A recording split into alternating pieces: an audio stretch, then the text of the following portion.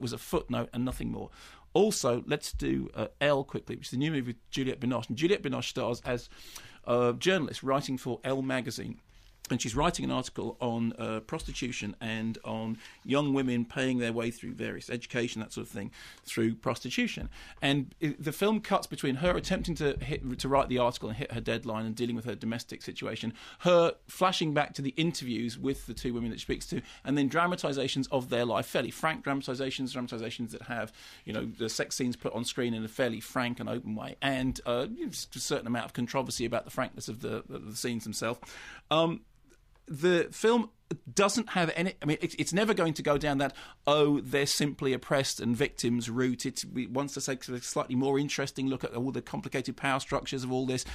For me, I thought that the power structures were rather too generous. It seemed that there was rather more power involved in the profession than one. But hey, I don't know. What I can tell you is this. The portrayal of journalism is pants. And whilst watching all this stuff going on, it's like there's a film going on over here with this controversial subject matter about, the sale and commodification of sex, and there's some stuff on screen that's, explicit and rolls. And all I can think of is, I do not believe for 1 minute that you're a journalist. And the fact that we're having to watch this whole film filtered through the eyes of a magazine article in which I don't believe, because there is a weird thing about the way in which the screen approaches journalism. I tell you, I have yet, outside of All the President's Men, I have... Who's in that now? Wasn't it Al Pacino? No. Steven Seagal. No, the other guy. Yeah. Whit Stillman.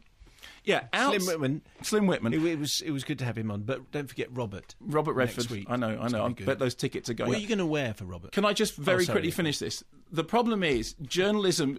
Honestly, if you are a journalist, other people write in and tell me this. Did you ever see a convincing performance of a magazine journalist on screen? And is it just me, or magazine and newspaper? Well, it's mainly magazine, yeah, but newspaper as well. But on screen, magazine journalists live in fantastic, they have lovely laptops that work all the time. They listen to me, and they have conversations with their editors about, yes, I know you're going to press, but I had 4,000 week. It doesn't work like that. It does not work like that. So my major distraction was, whilst all this stuff, which I have some problems with in terms of